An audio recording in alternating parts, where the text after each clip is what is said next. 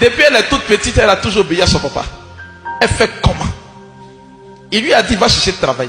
Ça fait 3 ans qu'elle a déposé le dossier. Le seul gars qui a réussi à la rencontrer pour lui dire qu'elle ne peut pas travailler, il lui a dit, c'est parce que tes dossiers là, ton diplôme est plus grand que pour nous là, si on te prend, on va nous chasser. Voilà pourquoi tu ne trouves pas de travail. Donc, paniquée qu'elle était, elle prend son courage à deux mains, elle va confectionner une table. Elle dépose des fruits là-dessus. Son papa quitte le boulot quand il rentre les 17h. Quand il rentre dans la maison, il ne sort plus. Donc quand il quitte le boulot, elle est dans la maison. Et la table est dehors. Elle s'occupe du ménage. Quand il rentre dans la maison, viens, elle vient s'asseoir. Donc c'était à cache-cache qu'elle jouait avec son père. Son père a remarqué que sa fille faisait cela à cache-cache avec lui. Il a pensé qu'il y a un gars qui la draguait. Opportunité pour lui pour la chasser. Un matin soir, quand il a fait semblant de rentrer, vers 22h, il vient puis il sort la tête. Il voit la fille dehors. Elle est assise derrière une table. Tu fais quoi derrière la table là? Elle dit non papa, c'est moi qui vends. Tu vends quoi? Tu as eu l'argent où?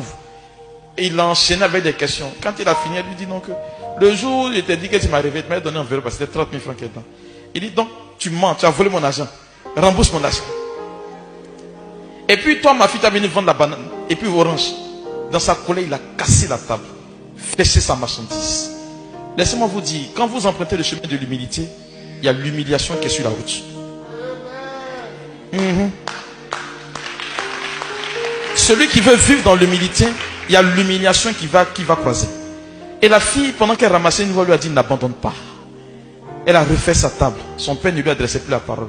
Quand il parle, c'est rembourse mon argent. Quand il doit lui donner une commission, il écrit sur papier, il dépose sur table. Voilà comment est-ce qu'il parlait à sa fille.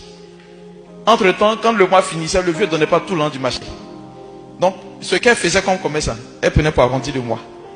Donc, un mois plus tard, elle dit papa, regarde l'argent que tu m'as donné là. Il dit non, ma fille, il faut garder ça pour toi. Parce que ce que tu fais comme commerce, je sens que tu peux m'aider un peu. Elle était là et puis un soir, la petite vient encore frapper à la porte.